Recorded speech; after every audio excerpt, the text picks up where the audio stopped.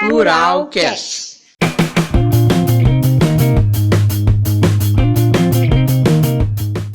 Alô, galera! Está começando mais um Pluralcast. Eu sou o Pedro Rodrigues, sempre comigo ele, Guilherme Scarpelli. Vem, Gui! Fala, galera! Fala! Olha, eu estou saindo da jaula, estou chegando, estou adentrando aqui nessa galerinha aqui. Alô, vocês? Bom ou não? Pedrão, bom ou não? Tô tranquilo, Guito. Tá bem, cara, participei aí, consegui sair vivo de uma sessão de Invocação do Mal 2, olha só vocês. E como vocês já devem ter percebido, magicamente, a minha voz está nova, rapaz, olha só. De um bloquinho pro outro, a minha vozinha voltou. É sensacional, isso é mágica. Isso é sair de uma sala revigorado, velho. Você sai revigorado. Cara, isso é a magia do Pluralcast. Não queria dizer isso pra não humilhar outros podcasts tradicionais que eles jamais, fazem não é com a minha intenção. uma edição tão bem elaborada, umas pautas tão bem bacaninhas, e o Pluralcast consegue fazer umas mágicas dessas, não tem como. Infelizmente nós temos esse poder, né? Nós temos, a gente tem pessoas formadas em Hogwarts no nosso elenco. É difícil competir com isso, eu devo admitir. Então vamos começar essa análise barra comentário, barra opinião, barra crítica do Invocação do Mal para os saudosistas The Conjuring 2 ou 2.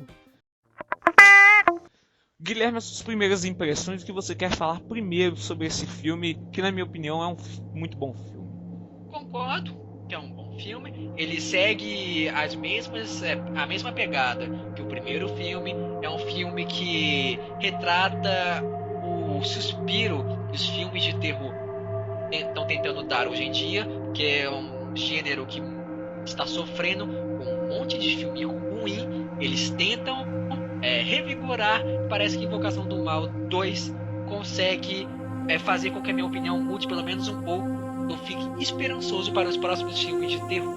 Sim. Eu acho que Invocação do Mal, ele não é uma inovação.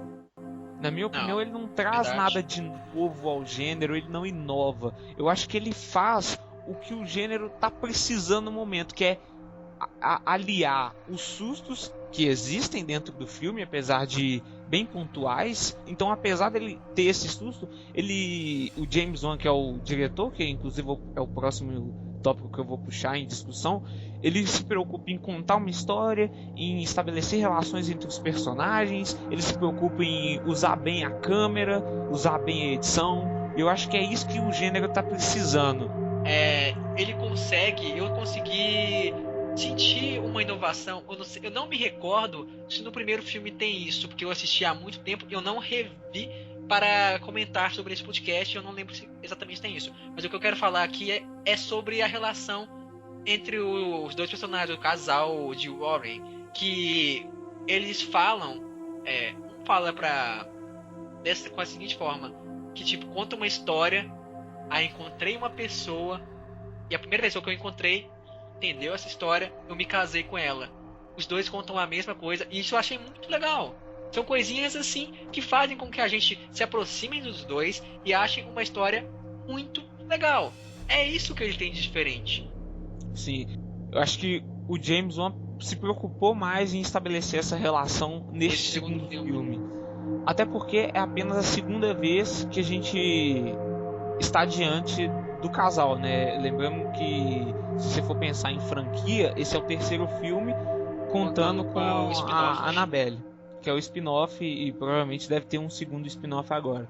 Vai ter sim. Mas é uma franquia, mas é apenas a segunda vez que a gente está assistindo o casal Ed e Lorraine nos cinemas. Então, dessa vez ele se preocupou em estabelecer a relação dos dois.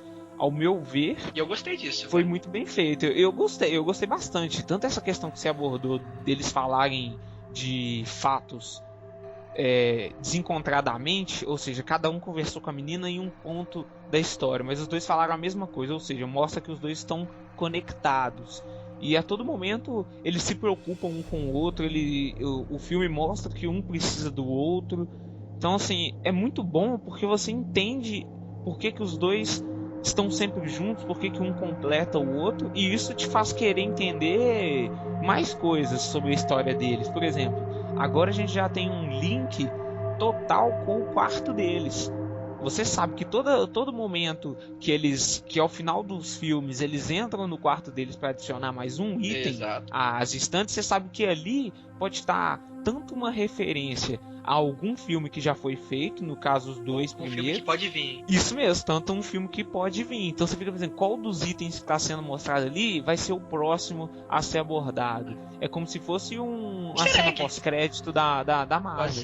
Pode ser, que vale. Também pode ser um easter egg. Pra você que goste, as histórias deles são tenebrosas. Você pode pesquisar aí. São puxadas se você tiver coragem, que são... São duas personalidades que realmente existem. O Ed e a Lorraine Warren, eles são conhecidos mundialmente por visitar casas e tentar ajudar famílias. O Ed é até questionado em algumas matérias, porque algumas pessoas começaram a desconfiar se ele não aproveitava das situações para gerar mídia e assim lucrar com isso. Então ele que hoje em dia não é mais vivo, né? Apenas a Lorraine está viva. Então, assim, a casa deles realmente é um museu. Então, são duas pessoas que realmente existem. Então, assim, tem base para ser feito diversos filmes. Então, se você for pensar que nem um Kevin Feige, que não falta. O Kevin Feige, ele vai lá nos quadrinhos, pega as histórias que ele quer usar e organizou numa sala secreta lá que eles têm dentro da Disney e falou, os filmes vão rumar para esse caminho. Então, do mesmo jeito, o cara pode ter pegado os livros do casal e ter falado assim, a gente vai criar filme disso e disso. Se der certo, a gente vai seguir por esses caminhos aqui. E aí, já ter colocado lá no primeiro filme, dentro daquela sala, os objetos que vão ser usados. Então, os fãs têm que... À medida que os filmes forem acontecendo, os fãs têm que ficar atentos àquela sala para perceber quais serão as próximas histórias a serem contadas. Eu acho isso muito foda. Uma das coisas que eu separei que eu gostaria de falar sobre o James Wan é que enquanto eu fui assistindo o filme, eu não sou formado em cinema e se eu puder um dia eu gostaria muito de fazer a faculdade de cinema, mas eu não tenho nenhum conhecimento técnico e teórico sobre o cinema, mas deu para reparar no uso de câmera que ele faz. Por exemplo, eu, apesar de não conhecer muito cinema, eu sei o que é um plano sequência. E o Gui também sabe, lógico. Mas assim, como que ele fez para nos ambientar dentro da casa? Porque todo filme de terror tem uma casa, né? Então, o que ele fez? Ele fez um plano sequência. Ele botou a família inteira fazendo tarefas pré-hora de dormir. Porque assim, tá todo mundo se preparando para ir dormir. E ele vai passando a câmera de personagem em personagem num plano sequência.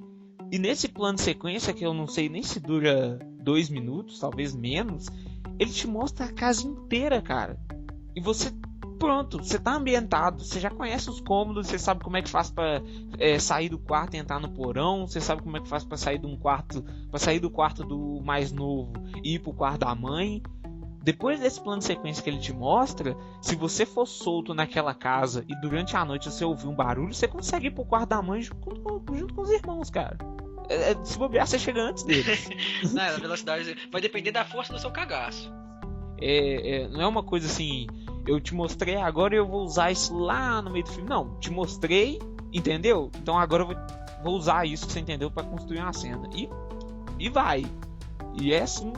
E ele usa muito também um recurso que eu achei bacana, eu não sei nem se tem um termo pra isso, que é...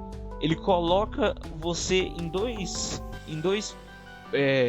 pontos para você observar a cena, que eu achei muito bacana. O primeiro é ele te colocar como se você fosse irmão de um dos personagens. Por exemplo, o menino acorda, ou então a menina, e ele resolve descer lá pro cômodo de baixo, lá pra sala, ou então pra cozinha pra beber uma água. Beleza. Aí, ele não te coloca num canto da sala vendo o menino descer a escada. Ele te coloca atrás do menino, descendo a escada junto com ele. É como se fosse, tipo, a visão do espírito. Ele tentou fazer isso algumas vezes também quando a menina tá debaixo da coberta. Você tem a visão do próprio espírito. Isso também eu achei muito bacana. É a segunda coisa que eu ia pontuar. Você já pescou rápido. Perdão, ele te coloca... isso Por exemplo, também tem uma referência quando a menininha tá lá no balanço e ela conversa com a Lorraine, quando ela fala: como é que o espírito fala pra você? Fala de dentro pra fora? Não, ele fala atrás de mim. Olha, eu não tinha percebido isso. Olha pra você ver. Ele colocando a câmera atrás da criança, eu me senti como se fosse o irmãozinho dela que resolveu descer a escada junto com ela. Mas olha como é que você matou a questão. Ela mesmo te diz que naquele momento pode muito bem ser o espírito. Pode. E, tipo, encaixa muito bem com o filme, porque na cena do lençol, ali sim, explicitamente ele te coloca no lugar do espírito. E isso eu achei muito foda. Porque normalmente a gente só fica no lugar da vítima, né? E ele te coloca no lugar do espírito. E mesmo assim você fica... Caramba! Nossa, menina, sai daí, tipo, levanta e vai embora. Mas se você estivesse no lugar dela, você também estaria debaixo do cobertor ali, esperando o bicho ir embora. Eu achei muito bom isso, cara. E eu gostei muito de conseguir perceber isso, mesmo sem ser um especialista em cinema. Eu fiquei com vontade até de estudar cinema, porque eu falei assim, pô, se eu conseguir perceber isso sem ter o conhecimento, imagina se eu tivesse o tanto de coisa que tá acontecendo e eu não consigo perceber. As técnicas de James Wan, que é um baita diretor, ele já se mostrou que sabe fazer diversos filmes diversificados. Então, as suas técnicas são eficientes em ambos os gêneros de filmes, seja ele no Velozes e Furiosos ou no Invocação do Mal. Funciona.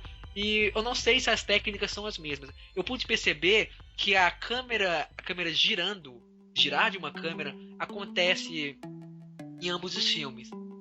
Assim como no Velozes e Furiosos, quando ele pega o movimento vou citar aqui a luta do The Rock e com o Jason Statham, que quando ele vai carregar o Jason, a câmera vira por completo.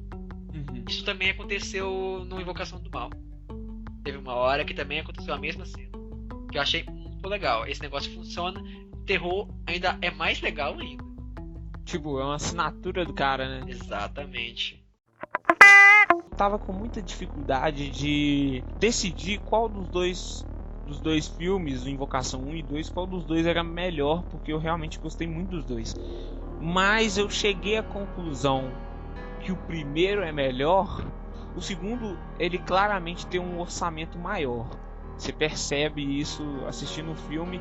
E uma das coisas que fez o orçamento ser maior foram os efeitos especiais. E eu acho que, apesar de usar muito bem esses efeitos, em alguns momentos muito pontuais, eu diria 2 momentos do filme, o efeito especial me incomodou. O CGI deu aquela destacada na tela e aí me tirou um pouquinho do filme. Um momento muito assim emblemático que isso aconteceu foi no momento que o boneco do brinquedo, isso, ele sai do brinquedo para perseguir o garoto, que agora não me vem o nome, são 5 filhos, como é que eu ia decorar o nome dos 5 filhos? E aí ele salta do brinquedo, ele sai de dentro da barraca, e aí claramente ali ele é um CGI, e aí eu olhei assim e falei, não precisava disso, né, James? Ficou feio, ficou estranho e me tirou um pouquinho do clima da parada. Eu achei que não precisava botar CGI, não precisava botar. Podia ficar, não precisava dessa cena em si. Outros momentos do filme usaram o CGI e usaram muito bem, deu pra perceber. Mas é o momento que a gente percebe que tem o CGI, entendeu? E, tipo... Porque nos outros passa batido. Nesse não, você fala, opa, olha o CGI aí. Essa cena se aproximou pra mim de cenas de filmes de terror que eu acho ruim. Isso. O outro momento que eu gostaria de destacar, mas que não me incomodou tanto, mas que... assim, algumas pessoas podem apontar essa cena como incômoda. No momento em que a criança vai até a porta da casa e o cachorro tá lá parado, no que ele chega do lado do cachorro, a câmera fica para trás, de forma que o cachorro fica todo ensombreado, e aí a sombra do cachorro vai se desdobrando e formando o próprio boneco que sai do brinquedo, que é o homem... eu chamo de Homem Torto. Pra mim vai ser sempre Homem Torto. É o Homem Torto. Eu tinha um outro nome na cabeça, mas Homem Torto ficou bom. Eu gostei do Homem Torto. E aí formou o mentor. Eu achei muito criativo o jeito que ele fez. Me surpreendeu muito. Na hora que eu falei assim, caramba, o cachorro, como assim? Aí eu parei pra entender. Ah, não era o cachorro. Tipo assim, cacete, se fosse eu ia morrer ali na hora. Tipo, o cachorro virou um negócio, pô, eu morri. Nunca esperava do cachorro me trair. Eu levei o cachorro. É o cachorro, confio 100% no cachorro. De repente o cachorro vira o bicho. Porra, bicho. Mas sei lá. Não precisava você usar meu cachorro pra me enganar, cara. Isso é golpe baixo. Mas ali me incomodou, tipo assim. Me incomodou depois, quando eu parei pra pensar na cena. O fato dele ter feito a sombra do cachorro virar um negócio, eu achei legal, achei criativo. Mas achei que por ser CGI ali ficou uma coisa meio assim. Pra sei mim, lá. é a parte ruim desse filme. O Homem Torto, pra mim, é o que desvirtua, o que sai, o que me tira aquela tensão que me foi proporcionada. Ele me tira isso. Não gostei Ele disso. devia ter saído do brinquedo, né? Eu não gostei disso. Achei que ficou um pouquinho estranho. Me tirou da parada. E também o próprio Bill, o próprio espírito em si. Eu não achei ele tão aterrorizador como foi no filme anterior. Que eu me lembro que o filme anterior eu tomei mais sustos, apesar de eu não me lembrar do filme por completo, mas na minha cabeça eu lembro que eu fiquei mais assustado. É porque é até mais complicado também você fazer. A gente tem isso dentro do gênero de terror e eu acho que é até difícil para os diretores trabalharem uma diferenciação. Normalmente você tem o terror sendo causado por mulheres, por figuras femininas, meninas, mulheres, e quando você coloca um homem para fazer o terror, a gente ainda não tá tão acostumado. Eu acho que talvez precise acontecer mais de serem usados homens pra gente poder se acostumar também, assustar, também ter medo da figura masculina. Talvez seja isso, é um palpite. Não, mesmo. E a ideia inicial é que, tipo, qual que é a motivação dele pra causar esse problema para essas famílias? Estou a fim de aloprar. Isso, me pareceu isso também no começo. Estou a fim de aloprar. Pra depois vir um plot twist que ele tava sendo um pouco ranzinza, mas também sendo usado. Gostei da explicação no final do filme, mas no começo me pareceu uma explicação meio bosta. Agora, a minha conclusão sobre os três seres perturbadores dentro do filme é que o boneco, o Homem Torto, não deveria ter saído do brinquedo, porque na primeira cena que ele é mostrado no filme você já tem certeza, porra, vai ter uma cena que esse brinquedo vai me assustar, já sei, já tô comprando. Não, beleza. Só que será que esse Homem Torto ele não tá ele não tá nesse filme só pra que ele sirva de achievement para o casal, que ele precisa pegar um item, aí esse item precisa ter na história direta, ele precisa ter um envolvimento real. E se o Homem Torto não existisse, não tinha esse caso. Olha, muito bem levantado esse ponto.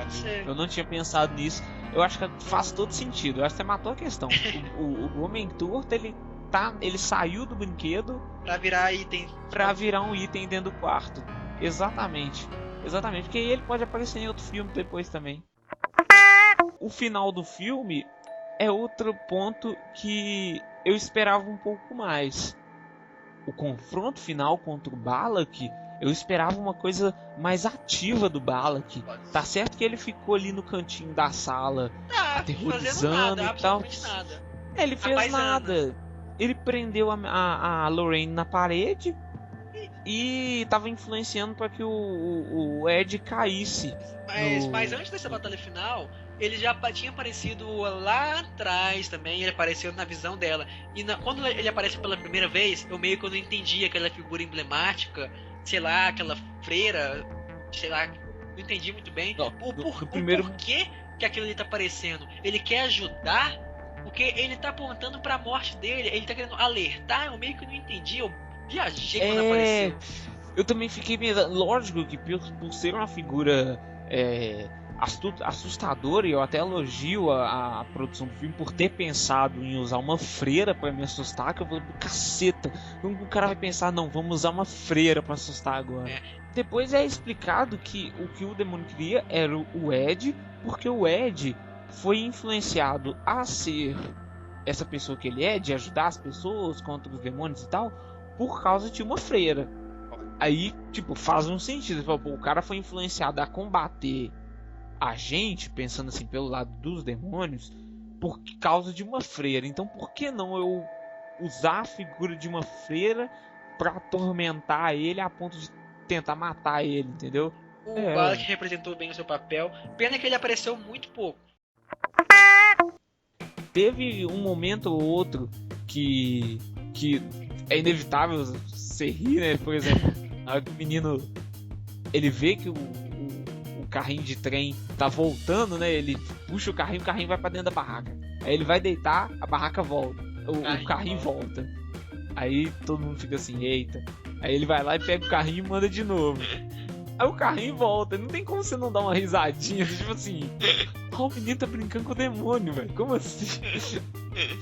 É outra cena do filme que o diretor dá um show com a câmera, né? Que ele te coloca a câmera atrás do menino e o menino volta a cabeça pra olhar o corredor, a câmera volta junto. Sim, ele faz isso mais 3 vezes. Aí você fica naquele negócio, nossa, meu Deus. Você fica morrendo de medo. Quando a câmera voltar, vai ter um demônio ali. Aí, outro show do James Wan. Aí você pensa que não vai ter nada, o carrinho aparece. O carrinho aparece. Puta que pariu, velho! E assim, a gente não tem como não rir, porque tem um ou outro que acaba comentando só com quem tá do lado, mas que todo mundo acaba ouvindo um comentário tipo assim: véi, esse carrinho tá. Tem capeta nesse carrinho.